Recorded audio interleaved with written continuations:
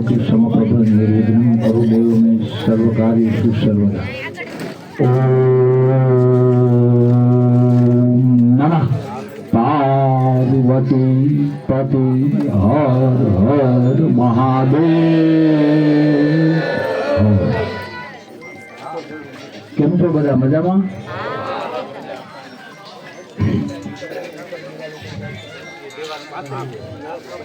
Speaker BJP वाળાનું છે? કોગરું થઈ ગયું છે। ગૂગલ દ્વારા મને અહીંનું એડ્રેસ આપવામાં આવ્યું હતું અને ગૂગલના નકશાથી હું આવતો તો એમાં મને તમારા થાનગઢનો અંદરનો વિસ્તાર જોવા મળ્યો। તમે બધા ખરેખર લોઢાના છો કે આ એરિયામાં આવી હાલતમાં રહ્યો છો। આજુબાજુ વાળાએ મને થોડીક મદદ કરી। એક તો ધોતિયું જઈને કૂતરા પાછળ પડે, ગાડી રિવેસ લેવાય નહીં। એકાદ બીજેપી વાળો ભાઈ મળ્યો કે આ તો આવું જ હોય। મેં કહ્યું કે મારે અમુક ભાષા ના બોલાય પણ કેવું હોય રાજુભાઈ અમને ખબર છે। એક ગૂગલે ધંધે લગાડ્યા। વચ્ચે ગોકુલ હોટલ આવે અહીંયા આવીએ ત્યારે એક કરશનભાઈ બાજુના ગામના સરપંચ, તમારો ભાણો, પછી રાહુલભાઈ અને ભૂરાભાઈ ને બધા ભરવાડ ભાઈઓ મને મળ્યા। મારા હામ કરીને મારી 20 મિનિટ મારે ત્યાં બેસવું પડ્યું। હું તમને એ જ કહેવા આવ્યો છું। આ રામદેવ પીરનું મંદિર છે ને, મારે ટૂંકું ને ટચ એટલું કેવું છે કે તમારી પાસે આશા લઈને આવ્યા છે। હું વ્યક્તિગત કોઈ બીજી પાર્ટીને ગાળો દેવા માટે નથી આવ્યો। મારે ભાજપને ગાળો નથી દેવી, મારે કોંગ્રેસને ગાળો નથી દેવી, પણ મારે એટલું ચોક્કસ કહેવું છે કે એક વખત નગરપાલિકામાં આમ આદમી પાર્ટીને લાવો। આ મંદિરે તમારું ગામ નક્કી કરશે ત્યારે હું 3 દિવસ રોકાઈશ। 3 દિવસ ભૂલી જાવ તો યાદ રાખજો। અને 3 દિવસ કોઈ પક્ષાપક્ષી કરવા નહીં। હું આખા દેશમાં સેમિનારો કરું છું। એ 3 દિવસમાં તમારા એરિયામાં 25 વર્ષથી નાના દીકરા દીકરીઓને મને સોંપજો। એ આખા રાજ્યમાં ડંકો વગાડે એવો ન કરી દઉં તો બે બાપ ન માનજો। ક્યાં સુધી બિચારા બનીને જીવીશું? ક્યાં સુધી ભાઈ બાપા કરીને જીવીશું? હું ફરીથી કહું છું કે હું રાજકારણ કરવા નથી આવ્યો, પણ મારા બાપે મને શીખવાડેલું છે, મારા દાદાએ મને શીખવાડેલું છે કે હિજડાની જાનમાં જવા કરતા મર્દની મૈયતમાં જવું સારું। અને રાજુ કરપડા, એને હું રાજકીય વ્યક્તિ તરીકે મારે આજે વાત જ નથી કરવી। રાજુભાઈ કરપડા એ મારા જૂના મિત્ર છે। તમને ખાલી કાનમાં એટલું કહેવા આવ્યો છું કે મર્દનો દીકરો છે, પાછો નહીં પડે। કપાઈ જશે પણ પાછો નહીં પડે। તમારે જે અહીંયા ઉમેદવાર છે, મેં રસ્તામાં જાણ્યું 28 ઉમેદવાર છે। 28 ને તમારે જીતાડવા ખૂબ જરૂરી છે। અને એ એટલા માટે જરૂરી છે કે 28 ની ચિંતા માટે આ ચહેરાને તો મારે કઈ પરિચય આપવાની જરૂર નથી। ઈશુદાનભાઈ ગઢવીને મારે ન બોલવું જોઈએ। હું કે ઈશુદાનભાઈ ગઢવી હોય, અમારે હું થાનગઢમાં વેવાઈ ગોતવાના છે? અમે ભવિષ્યમાં ક્યારે અહીંયા ચૂંટણી લડવાના છીએ? પણ ક્યાંક તમારા ને મારા બાપે આપને શીખવાડેલું છે, ક્યાંક ને ક્યાંક આ દુનિયાના કોઈ પણ ધર્મશાસ્ત્રમાં નજર કરો, એ ધર્મશાસ્ત્ર એ શીખવાડેલું છે કે જોજો તું મારો દુશ્મન હો તો ભલે દુશ્મન હો, પણ જે વિસ્તાર માટે સારું કરતો હોય ને એ રામનું તત્વ છે, એ કૃષ્ણનું તત્વ છે, એ રામદેવ મહારાજનું તત્વ છે, એ શિવનું તત્વ છે। અને એ તત્વને ક્યાંક ખૂણામાં જઈને આંખ ભીની ન કરવી પડે એ ધ્યાન રાખવા માટે ટકોર કરવા આવ્યા છીએ। રાજુભાઈએ જે વાત કરી, ઉમેદવારો કદાચ નવા હશે મને હમણાં જે એક ભાઈ લેવા આવ્યા એ લગભગ વોર્ડ નંબર 2 ના ઉમેદવાર હતા. મેં એનું ફેસ જોયો. હું તું તો હજી છોકરા જેવો છે. ઉમેદવાર નાના હશે પણ સાહેબ શિયાળ કદાચ 12 વર્ષનું હોય અને સિંહણનું બચ્ચું 6 મહિનાનું હોય ને તો શિયાળી આવે ભાગવું પડે. અને એટલા માટે બે હાથ અને ત્રીજું માથું જોડીને વિનંતી કરવા આવ્યો છું. હું ત્રીજી વખત કહું છું કે મારે રાજકીય પક્ષની વાત નથી કરવી, પણ તમારા ગામની અંદર તમે કંઈક સારું ઈચ્છતા હો, તમારી નવી પેઢીનું કંઈક સારું ઈચ્છતા હો, જે ગટરોને લીધે જે આંતરડાઓ બગડે છે એનું જો ભલું ઈચ્છતા હો, તમારા ગામનું સ્વાસ્થ્ય સારું ઈચ્છતા હો, સારું વાતાવરણ થશે તો સારા વિચાર થશે, જો તમે ઈચ્છતા હો તો તમે ભાજપમાં હો તો ભાજપમાં રહ્યો, અમને કઈ વાંધો નથી. આ તમારા મિત્રોને કહેજો. તમે કોંગ્રેસમાં હો તો કોંગ્રેસમાં રહ્યો, અમને કઈ. અમે તો એક સેમ્પલ લઈને આવ્યા છીએ તમારી પાસે. સેમ્પલ જે બાજરાનું બિયારણ તમારા દાદાએ વાવ્યું, જે બાજરાનું બિયારણ તમારા પપ્પાએ વાવ્યું, જે બાજરાનું બિયારણ તમે પોતે વાવ્યું, અને ક્યારેય વીઘે 10 મણ ઉપર ના થાય તો પછી બિયારણ બદલવું પડે, હા કે ના? અમે એવું બિયારણ લઈને આવ્યા છીએ કે એક વખત વાવીને જોવો, વીઘે 2 ખાંડી ન થાય ને તો લાત મારજો. મારે વાત કરવી છે કે તમારા ગામની ચિંતા. માનો કે સાવણ એને મત આપવાથી, ઝાડુને મત આપવાથી તમને બીજું કોઈ નુકસાન નથી થવાનું. આ વાત તમે અત્યારે તમારા ખોડિયાને અહીંયા હાજર રાખ્યું છે તો તમારા મત તો મળશે, એનું કોઈ ચિંતાનું કારણ નથી. પણ તમારો કોઈ બીજેપીનો મિત્ર હોય, તમારો કોઈ કોંગ્રેસનો મિત્ર હોય તો એને કહેજો, એને ભગવાનની સાક્ષીમાં કહેજો, ધર્મની સોગંદ ખાઈને કહેજો. અને એમાં તમે ખોટા પડો અને ધાર્મિક રીતે તમને જો કોઈ પાપ લાગે તો હું કાનુડાની સાક્ષીમાં એ પાપ મારી જોડીમાં સ્વીકારું છું. એને કહેજો કે તારું કમળ તને મુબારક, તારો પંજો તને મુબારક. પણ પેલા લોકો આવીને કે મોટી કરી ગયા હતા એની હવા કાઢી નાખવી છે, એવું એને કહેજો. હવા કઈ રીતે? એક વખત એને જીતાડો અને પછી અમને બોલાવો, અને અમે જે બોલ્યા છીએ એમાં કઈ ખોટા પડીએ તો તમારું જૂતું ને અમારું માથું. અમે ખાલી રાજકારણ કરવા માટે નથી નીકળ્યા. મેં કહ્યું ને કે એક વખત ટ્રાય કરો. મોટી ચૂંટણીઓમાં તમે ત્યારે જ મત આપશો. પેલા 1 વીઘામાં બિયારણ તો વાવો અમારું. એક વખત અમને ચાન્સ આપો.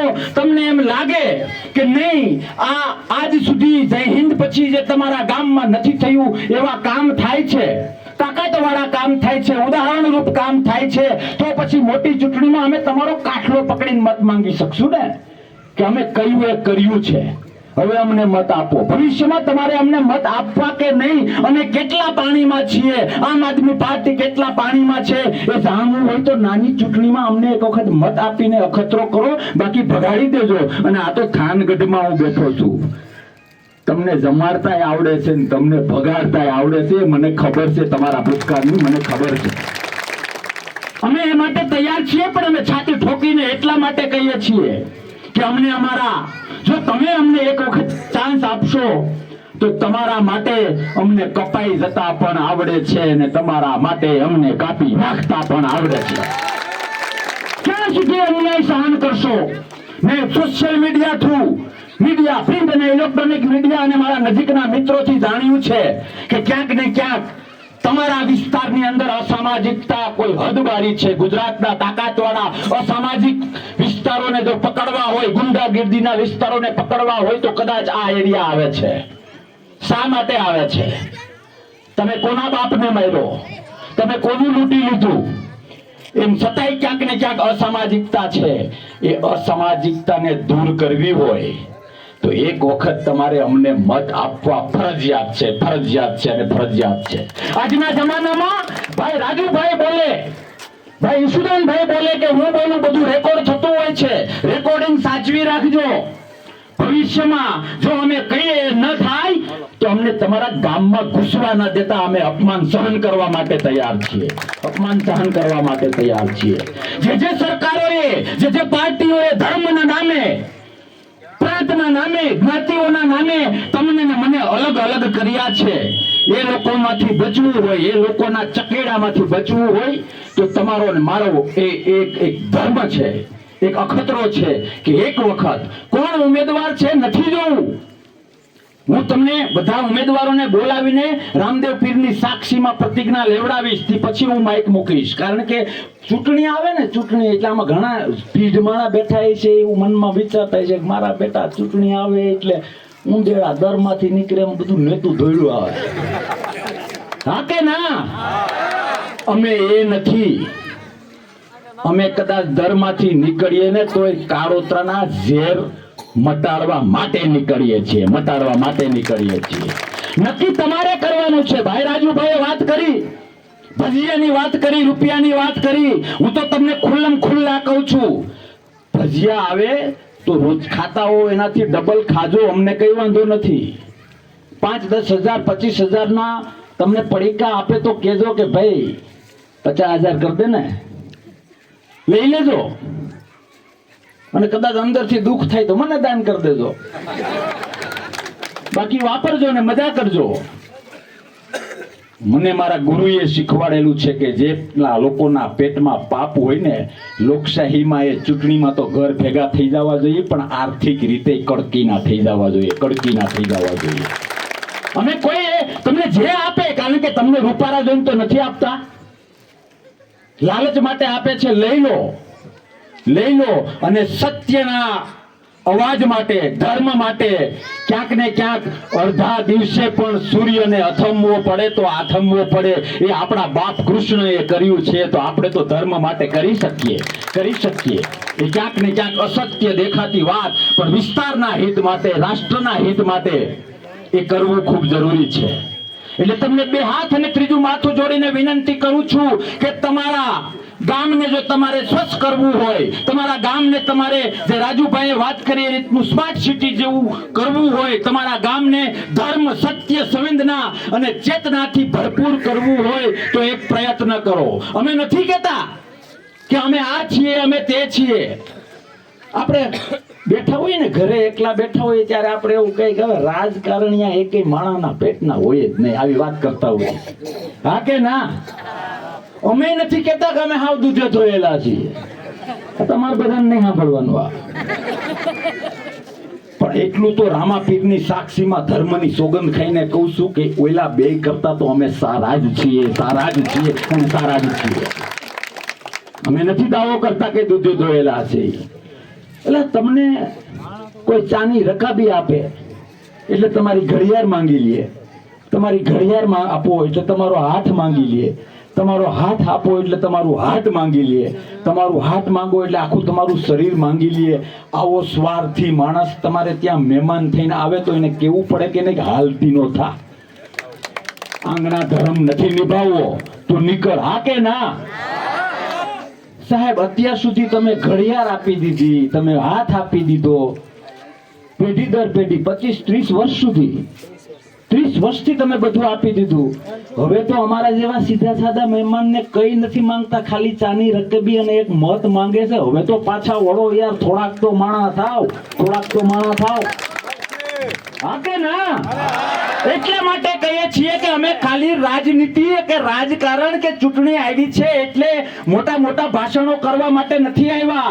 તમારા મિત્ર બીજેપી વાળો હોય, કોંગ્રેસ વાળો હોય, એને કહેજો કે મારા બાપ અત્યાર સુધી તે જ્યાં કહ્યું ત્યાં અમે ઠોકમ ઠોક કરીને મત આપ્યા. અત્યાર સુધી તે જ્યાં કહ્યું ત્યાં મેં મારી માને મત અપાવડાવ્યો, મારી દાદીને મત અપાવડાવ્યો, મારા કાકાને, મારા પરિવારને, મારા મિત્રને મત અપાવડાવ્યો. તે કહ્યું એવું મેં 30 વર્ષ કર્યું. હવે જો તું મરદનો દીકરો હો તો એક વખત મારું માન અને હાવેણામાં ઠપકાર, હાવેણામાં ઠપકાર અને હાવેણામાં ઠપકાર. એ કેવું પડે કે નહીં? તમારે અહીંયા ઢાલ સિસ્ટમ હાલે છે ખેતરમાં, ઢાલ સિસ્ટમ. તો મારો બાપોય તમારે અહીંયા કામ કરે, મારો દાદોય તમારે અહીંયા કામ કરે, હું મારો કામ કરું. હું જયારે એમ કહું કે અડધોથી નેદવાય ત્યારે તમે કે મારાથી નહીં અવાય, આવું હાલે? તો 30 વર્ષથી અહીંયા નિંદામણ કરો છો, 30 વર્ષથી ત્યાં મત આપો છો, 30 વર્ષથી ત્યાં માટે દોડો છો. એ કદાચ તમને કહેશે કે અમે આવા છીએ, આવા છીએ, આવા છીએ, એને કે અમે તમને ક્યાં ખરાબ કહીએ છીએ? હું વ્યક્તિગત આપણે કોઈને ખરાબ નથી કહ્યું, કે તુંય હોનાનો, તુંય હોનાનો, અને આ લોકો આવ્યા છે એ હોનાના. પણ અમને એટલી ખબર છે કે તમે બે સોના તો છો પણ માલ ચોરેલો છે, વેચવા જાય તો પથ્થર ઠોકાઈ જાય. ચોરેલો માલ છે આ, તમને લોકોને ખબર જ નથી. એવું કેજો હા કે ના, એમને ધોણામાં જાય છે ને. એટલે જો ધર્મને પ્રેમ કરતા હોય, હું ફરીથી કહું છું, હું જ્યારે માઇક હાથમાં લઉં છું ત્યારે ધર્મથી ડરું છું. મને ખાલી હાકલા પડકારા સાંભળવાની ટેવ નથી. હું ફરીથી રિપીટ કરું છું કે તમારી નવી પેઢીને તમારે તાકાતવાળા, કયો મા બાપ નથી ઈચ્છતા કે મારો દીકરો કે મારી દીકરી તાકાતવાળા થાય? કોણ નથી ઈચ્છતું? અને અમારો તો રેકોર્ડ છે કે આજ સુધી જે 2 દિવસ અમારા સેમિનારોમાં આવ્યા છે, એ દીકરાએ કે દીકરીએ કોઈ દી નબળું વિચાર્યું નથી. એ દીકરાએ કે દીકરીને મા બાપને દુખી કર્યા નથી. એ દીકરાએ કે દીકરીએ કોઈ દી પીકડા કે રોગર પીધી નથી. એ દીકરા કે દીકરીએ એના મા બાપને અને કુટુંબને નીચું જોવું પડે એવું કર્યું નથી. આ એરિયામાં હું નથી આવ્યો. બાકી મારી ધર્મ યાત્રા 555 ગામડાઓમાં ગઈ છે અને મને આમંત્રણ આપે અને હું જાઉં છું. પણ આજે હું સામેથી કહું છું કે આ રામદેવજીના મહારાજના મંદિરના સાનિધ્યમાં ગાદલું પણ હું ત્યાં રાખીશ અને 2 દિવસ રોકાઈને તમારી નવી પેઢીમાં જો હું કંઈક તાકાત ના ભરી શકું ને, તો તમે મને એ મંદિરની અંદર જૂતે મારજો. આનાથી વિશેષ તો બીજું હું શું કહું તમને? અને એટલા માટે કહું છું કે આવો સાચો ધર્મ નિભાવીએ.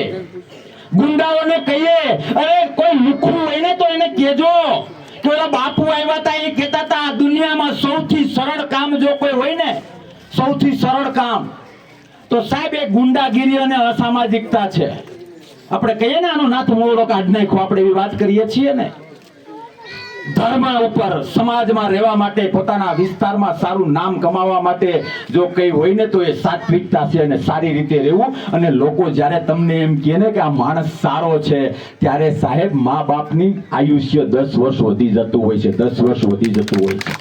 એટલે વિશેષ મારે કઈ નથી કહેવું, પણ એટલું ચોક્કસ કહીશ કે જે વિસ્તારની અંદર સારો માણસ મળે અને એ સારા માણસની કિંમત ન થાય, જે ઘરની અંદર સારો વડીલ મળે અને એ વડીલની કિંમત ન થાય, જે સંગઠનમાં સારો નેતા મળે અને એ નેતાની જો કિંમત ન થાય તો એ સંગઠન પણ નથી ટકતું, એ વિસ્તાર પણ નથી ટકતો અને ઇતિહાસ તપાસી લો, એ ધર્મ પણ નથી ટકતો, એ ધર્મ પણ નથી ટકતો. અને તમને 2 હાથ અને ત્રીજું માથું જોડીને વિનંતી કરું છું કે રાજુભાઈ કરપડાને હું ખૂબ નજીકથી ઓળખું છું. કદાચ તમારામાંથી કોઈ બીજેપી વાળો મિત્ર તમને એમ કહે કે એ તો બધા નેતા છે ને આવી બધી વાતો કરે, આ વાતો કરે, ખાલી એવી ચૂંટણી લક્ષી વાતો કરવા મારા બાપ નથી આવ્યા. આ માણસ હૃદયથી જીવનારો માણસ છે. અને હું તમને છાતી ઠોકીને કહું છું, કદાચ તમારા બધા કરતા તો હું ધાર્મિક હોઈશ એવું મને લાગે છે. હું ધર્મને નજર સમક્ષ રાખીને કહું છું કે રાજુ કરપડાની આબરૂ સાચવી લ્યો. અને એમાંય ક્યાં એ ઈચ વારે પાછો પડે તો મને એક ફોન કરજો. હું જ્યાં હોઈશ ત્યાંથી જેટલી કલાકમાં અહીંયા આવતું હોય એટલી કલાકમાં ન આવું તો બે બાપ ન માનજો. ખાલી વાતો નથી કરવી, ખાલી વાતો નથી કરવી. એની વેદના છે આ વિસ્તાર માટે, એની વેદના છે તમારા ગામ માટે ને તમારા વિસ્તાર માટે. બાકી તો આઈડિયોલોજીની વાતો થશે, ધર્મની વાતો થશે. હું તો અનેક વખત ટીવી ચેનલોમાં બોલી ચૂક્યો છું. મારે કોઈ પાર્ટીની વિરુદ્ધમાં નથી બોલવું, પણ બીજેપી જે ધર્મની વાત કરે છે, હું લાઈવ ડિબેટોમાં બોલી ચૂક્યો છું કે ધર્મ કોને કહેવાય. હું મંદિરમાં આવીને આખો દિવસ ધુપેલિયા ફેરવા કરું એટલે હું ધાર્મિક? તમને લાગે કે બાપુ ધાર્મિક છે, પણ એ ધુપેલિયા ફેરવતા ફેરવતા તમારા ગામની અંદર એકા બીજાને કાપી નાખવાનું મન થાય એવું વાતાવરણ હું ઊભું કરી દઉં તો હું માણસના પેટનો કહેવાવ? ધર્મ શું છે, ધર્મની વાસ્તવિકતા શું છે અમે સમજીએ છીએ.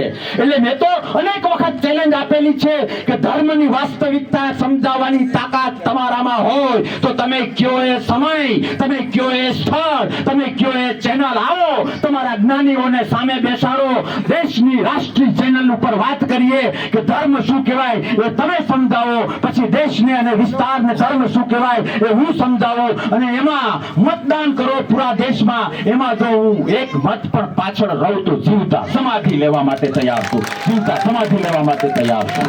ક્યાંક ને ક્યાંક સત્ય ઉપર આ લોકોએ અસત્યનો માર ચલાવ્યો છે, ક્યાંક ને ક્યાંક ધર્મ ઉપર આ લોકોએ અધર્મનો માર ચલાવ્યો છે, ક્યાંક ને ક્યાંક કરુણા ઉપર આ લોકોએ દાદાગીરી અને ત્રાસનો માર ચલાવ્યો છે. તમને ને મને ક્યારે બિચારા બનાવી દીધા ને એ આપને ખબર જ નથી. ક્યારેક ઘરની મંદિર અંદર અથવા આવા મંદિરમાં ભગવાનની સામે ઉભા રહીને વિચારજો કે આપણે લોકશાહીમાં રહીએ છીએ, શું એ હકીકત છે? ક્યારેક પોતાની જાતને પૂછજો કે તમારા મનના સપનાઓ પૂરા કરવા માટે આજ સુધી કયું નેતું આવ્યું અને તમારા ઘરમાં આવીને હકીકતમાં પૂછ્યું કે આ કરવું જોઈએ કે ન કરવું જોઈએ?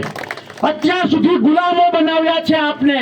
બત્રી પુત્રીના ખેલ, જે આપણે પપેટ શો હોય ને આપણા ગામડામાં પેલા બત્રી પુત્રીના ખેલ આવે છે, ખબર હોય તો.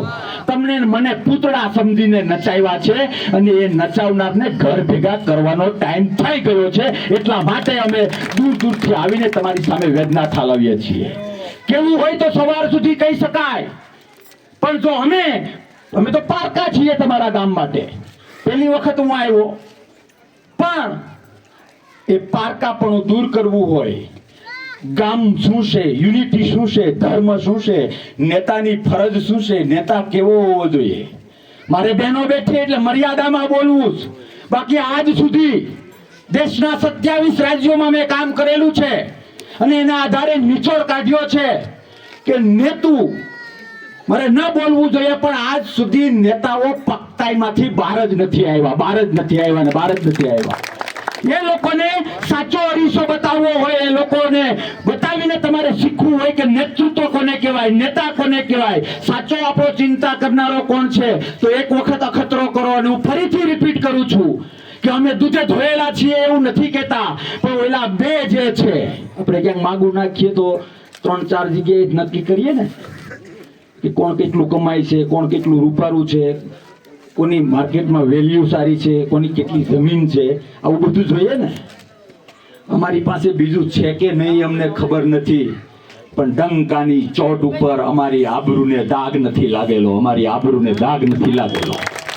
અને એ દાગને નથી લાગ્યો. અને જો ન લાગવા દેવો હોય તો એક વખત તમે અમને ચાન્સ આપો, એક વખત સાવરણાને મત આપો. હું ત્રીજી વખત કહું છું કે તમે કમળને પ્રેમ કરતા હો તો કરો, તમે પંજાને પ્રેમ કરતા હો તો કરો, પણ અમે રાત્રે 10-10 વાગે તમને જગાડીને ભગવાનની સાક્ષીમાં, ધર્મની સાક્ષીમાં જે કંઈ બોલી રહ્યા છીએ એ સત્ય છીએ કે ખોટીના છીએ, એ જો તમારે પારખવું હોય, એ જો તમારે નક્કી કરવું હોય તો તમે પોતે લડતા હો એવી તાકાતથી મંડી પડો, હસતા મંડી પડો. ભાજપ વાળો મળે તો એ કહેજે કે ભાઈ તું આઈ લવ યુ, પણ હમણાં નહીં. કોંગ્રેસ વાળો આવે તો કહેજો આઈ લવ યુ, પણ હમણાં નહીં. ઓલા આવીને મોટી કરી ગયા, એનો ટેસ્ટ કરવો. મારી માવડીઓ અહીંયા બેઠી છે, મધ ખરીદીએ તો એને આપણે ટેસ્ટ કરીએ, ખબર છે ને, કપડામાં નાખીએ, ઘણી બધી રીતે ટેસ્ટ કરીએ. અમે અમારા વખાણ કરતા અમને શરમ આવે છે, અને અમારા મોઢે જો અમારા વખાણ ન કરવા હોય, તમે પોતે અમારા વખાણ કરતા થઈ જાઓ. એ માટેની આ બધી ચિંતાઓ છે, એ માટેની આ બધી ચર્ચાઓ છે, એ માટેનો આ બધો સમય છે. અને એવું તમે ત્યારે જ કરી શકશો કે જ્યારે એક વખત. બાકી મારો બળદ બહુ સારો છે, ડોહો વાવણીમાં પૂછકી જાય છે. અમે છાતી ઠોકીને કહેવા આવ્યા છીએ કે અમે હલાવશું નહીં, અમે વઢિયારા છીએ. અને અમે જો કદાચ તમારો સાહ અધૂરો રાખીએ ને તો બાપના બોલથી કતલખાને જવા તૈયાર છીએ. અને એટલા માટે બે હાથ અને ત્રીજું માથું જોડીને વિનંતી કરું છું, તમે જશો અને સાવરણાને મત આપશો એનાથી વાત નહીં થાય. અમે મોટા બાગડાઓ છે, હરામનું બહુ બધા રૂપિયા કમાયેલા છે, એટલે તમને રૂપિયા પણ આપશે, તમને દારૂ પણ પાશે. જે આપે એ લઈ લેજો. દારૂ આપે તો દારૂ લઈ લેજો, પીતા નહીં. ક્યાંક કાર ભેરવને ચડાવી દેજો. ખંખેરી નાખો. 16 તારીખે સાંજે પકતા થઈને આમ કે બધું પેક એને કે 18 ખુલવા દે, હું પેક એમ નક્કી કરીશું. સમજાઈશ? વિશેષ કઈ નથી કેવું. ઈશુદાનભાઈને પણ આપણે સાંભળવા છે, પણ